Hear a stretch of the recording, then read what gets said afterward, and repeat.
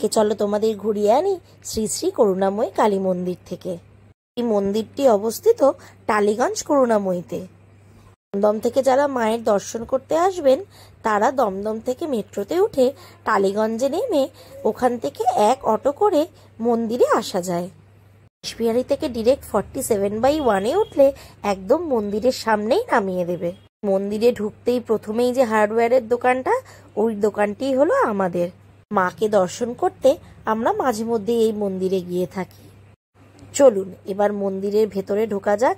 দূর থেকেই কি অপূর্ব সুন্দর লাগছে মন্দিরটি। আর আগে চলুন আর একবার দেখিয়ে দিই কখন আপনারা মন্দিরে প্রবেশ করতে পারবেন, কখন মাকে দর্শন করতে পারবেন, কখন পুজো দিতে পারবেন। এবার চলুন এবার মন্দিরের ভিতরে ঢুকে আপনাদের মন্দিরটা কিছুটা ঘুরিয়ে দেখাই। কি অপূর্ব মন্দিরটা সাজিয়েছে একবার দেখুন। মন্দিরটার থেকে যেন চোখ ফেরানো যাচ্ছে না। মন্দিরের ভেতরটা তো আরো অপূর্ব সুন্দর লাগছে। মন্দিরের ভিতরে এরকম অসম্ভব সুন্দর ফুলের গাছ দেখে আমার মনটা তো এমনি আনন্দে ভরে গেছে। আর তোমরা তো সবাই জানো যে আমি কতটা গাছ প্রেমী। এই গাছগুলো যে রক্ষণাবেক্ষণ করেন সত্যিই মনে হয় তার হাতে ভগবানের বিরাজ আছে। না হলে এত সুন্দর ফুল কেউ ফোটাতে পারেন বলুন তো? কাল আমি জীবনে এই প্রথম সাদা গাঁদা ফুল দেখলাম। আমি কোনোদিন ভাবতেই পারিনি সাদা রঙের গাঁদা ফুল হয়। দেখুন একবার আপনারা, ঠিক হলুদ গাঁদাটার পাশেই আছে সাদা রঙের গাঁদা ফুলটা।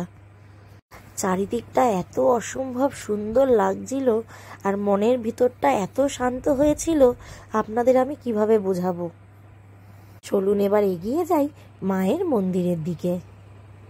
আমরা শুভমের মধ্যে একটা সবথেকে বড় মিল হলো আমাদের সকাল শুরু হয় মা কালীকে দিয়ে আর আমাদের রাতও শেষ হয় মা কালীকে দিয়ে। আমরা মা কালীর অন্ধভক্ত। আমরা আমাদের কোনো কিছুই মা কালী ছাড়া ভাবতে পারি না। তাই আমরা মাঝে মধ্যেই কালীঘাট, মা করুণাময়ী, বড় মা, নানান জায়গায় ঘুরে বেড়াই। আমরা মনে করি মা কালীর কৃপা ছাড়া গাছের একটা পাতাও নড়ে না। আজকে আমরা যেইটুকু হতে পেরেছি, যেটুকু করতে পেরেছি, পুরোটাই আমাদের মা কালীর কৃপায়।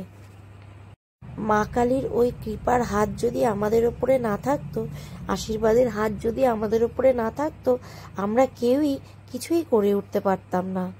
আর আমার মেয়েকে তো আমি মা কালীকে ডাকতে শিখিয়েছি বন্ধুমা। ও এখন থেকেই বন্ধুমা মানে যে মা কালী সেটা ঠিক বুঝতে পারে। চলো এবার সবাই মায়ের দর্শন করে নাও। তবে মন্দিরের ভেতরে কিন্তু মোবাইল আর ক্যামেরা অ্যালাউ নেই। আমরা যেহেতু অনেক দিনের চেনা, তাই আমরা বাইরে থেকে ভিডিওটা তুলেছি মায়ের। মন্দিরের ভেতরে কিন্তু আমরাও মোবাইল নিয়ে ঢুকে এই ভিডিও তুলিনি। মন্দিরের ভেতরে রয়েছে অনেকগুলো শিব মন্দির, গণেশ মন্দির। তোমাদের এখানে আসলে খুব ভালো লাগবে।